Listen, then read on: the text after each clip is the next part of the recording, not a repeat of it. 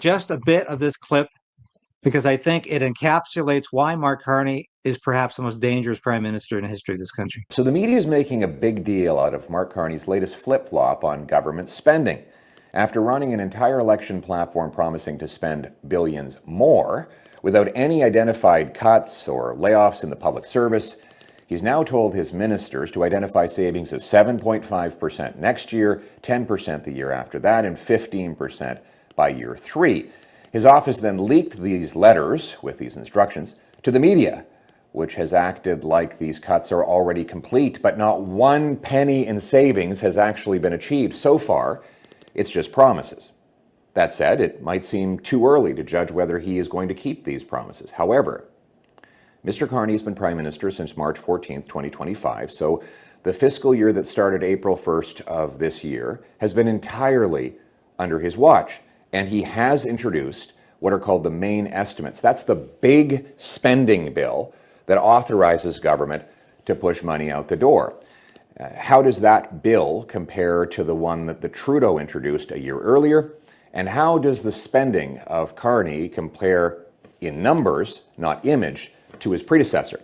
Well, let's take a look. Trudeau's last spending bill had the government spending $449 billion per year. Now, under Carney, that spending bill is up to $487 billion a year. That is an 8% increase in just 1 year. 8% is double the combined rate of population growth and inflation, so the cost is vastly outstripping the need. And remember, this spending is stacked on top of the already bloated costs that Trudeau left behind.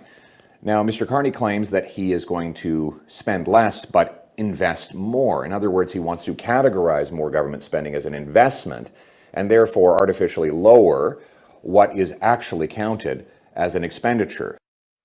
Now, this is why Carney is operating on a completely delusional plane.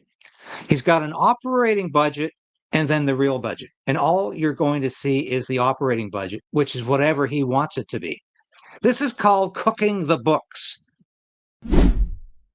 Thank you for sharing this station with your friends and family. Thank you for hitting that like button, because I tell you, we are fighting back in a way I've never had to before, because I am going to keep this station on the air. I am going to keep fighting for freedom. I'm going to keep fighting for justice and truth, because that's all I have left. And I am damn determined to resist this Carney government in any way possible as it encroaches upon our individual freedom. And it will continue to do that, mark my words. And that's why we're here today. I'll be back again tomorrow. Same time, same place. 10 a.m.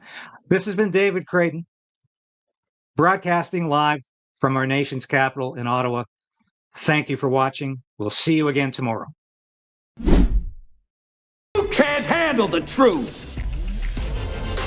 Resolve to resist